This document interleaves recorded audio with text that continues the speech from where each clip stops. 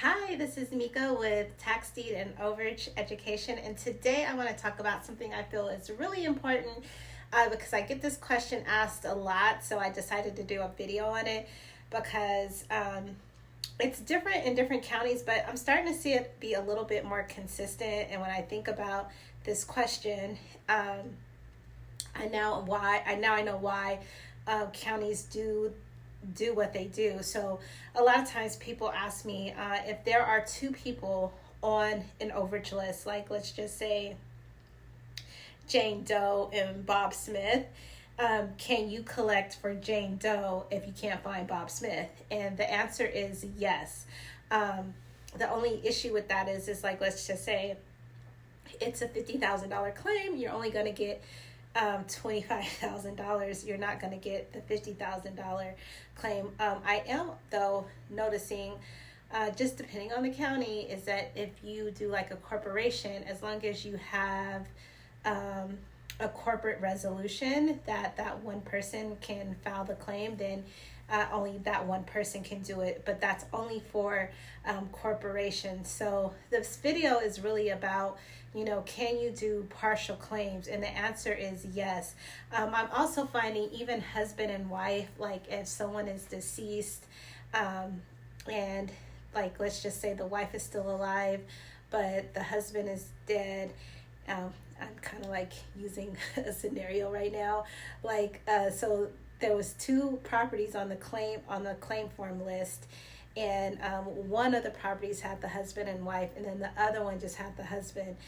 So we only got the one with the wife's name on it because the husband's dead. So it's really important to kind of like have all the paperwork if the person is deceased. But the whole point of this video was to really talk about, like, can you do partial claims? And the answer is yes. In some counties, I've only found like one county that was like, you can file for the claim. It doesn't matter who the person is, but pretty much all the other counties that I've came across, they're like, no, we're splitting it down 50-50. And I'm like, go figure, right? They want to just keep the money. So I say that all to say that, yes, you can do partial claims. Is it worth it? I mean, it just depends about your time. I always say a claim is always worth it if you're going to get some money that you didn't have to put out to get in. The only problem I always find an issue is if the claimant becomes a little irate or a little threatening, and they become a little bit more headache. But I just added on to the fees, okay? I just add on more fees. The more you get on my nerves, the more I'm going to add fees on to what it costs to help you. But needless to say, for those that are looking to get into this business and you see more than one person on the list, just beware that if you can't get them both in the same room, or you can find only one person but you can't find the other person, just kind of have that in your head that you may only be able to collect half of it. I did run into a situation which I thought was really crazy, and only I could argue. Well, I wouldn't say only I could argue it. You have to be like in real estate. What ended up happening is when they pulled the deed, and some of the counties will require you to like do a deed. I was like, where was I just looking?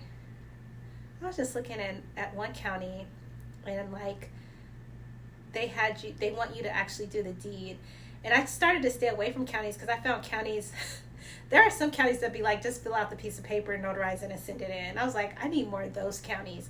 But I can't remember what county this was. I think it was Shasta. I was just looking at the claim form process, and they want me to actually give them like a certified deed, like to verify that that person was the person at the time that they lost the house.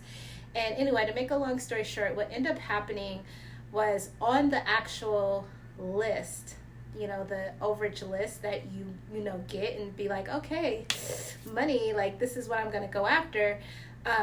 It was only two people, but when they sent me the check, I was like, wait a minute. I was like, y'all missing about 50 G's. Like, where is it? And they were like, according to the deed, they had did the deed wrong, or the deed appeared as though there was three people, even though there was two people on the list. And so unfortunately the third person was deceased. Otherwise I would have went back and forth. But then I showed them the deed, and then they showed me the deed previously. So they were like, well, this deed and this deed, it was two different deeds, and it was like, according to this deed the two people were on here, and then this deed showed that it was one person. I was like, oh my God. I was like, who would have like thought, right, to go back and look at the other deed? I was just looking at the deed, and then I was like, okay, well, if that was the case, why you didn't have the other person on the list? So when I tell you these counties be trying to hold on to every little coin they can get, they will literally try that. So needless to say, I thought I was getting like, I think like a $75,000 claimant, and I only got like 25. I was so pissed. Whatever, the third of, but I got the two people. So anyway, it's really important to look at some of the deeds if the county requires that. So that's another like little workaround. There's always going to be some kind of like crazy interesting story, especially if you're dealing with different counties that have all these little what I call irritating rules. But there are some counties that are just super simple. Like I said, they like I called her back. I was like, okay. I was like, can you just tell me again? I was like, I just got to fill out this form and notarize it. She's like, yep, that's it. She's like, people send in this, that, and all we need is this form. I was like, okay. But I was like, I couldn't believe it because it was like really simple. And so anyway, make a long story short, those are the type of counties I like to work, especially when I'm dealing with my cohort. So I apologize. I'm going to just be upfront and keep it 100 with y'all. Like when I do the cohorts, I try to keep it simple, because at the end of the day, not only do I want you to win, but I want all of us to win. So like when I do my cohorts, I try to do simple, easy counties. So to be honest with you, it's the process seems a lot easier, and of course it seems a lot easier because I do all the legwork, but I do try to find more counties like that. And if you do be a part of my cohort, you get to use that county every year or every month, depending on what county or state I'm doing. You have the opportunity to do it over and over again. You're just getting hands-on training in a group setting. So if you're interested in doing that, please click the link below, because I will be having an overage cohort soon. I think it's coming up on June 20th. So don't forget to sign up if you want to be a part of the Overage Mastermind, where we collect overages together as a unit. You get your own list. I shouldn't say your own list. You're provided a list, but you're assigned your own personal claimants, and it's your job to find them, and I help carry them through, and I kind of teach you the process on what you need to do from step by step to step, so you get it hands-on so that you can go to another county and do it yourself. Anyway, I hope this video helps. Like I said, you wanted to know if you can do this, partial claims. Yes, you can. I've done several of them, so just wanted to give that heads up to those that were asking me that question. Yes, you can file partial claims. Hope this helps. Happy investing. Please like and subscribe. And I forgot about my book, but I do have the link for that too. It's on Amazon if you just want to know more about this business. I also have a book. I wrote about it. That's how passionate I am about this business.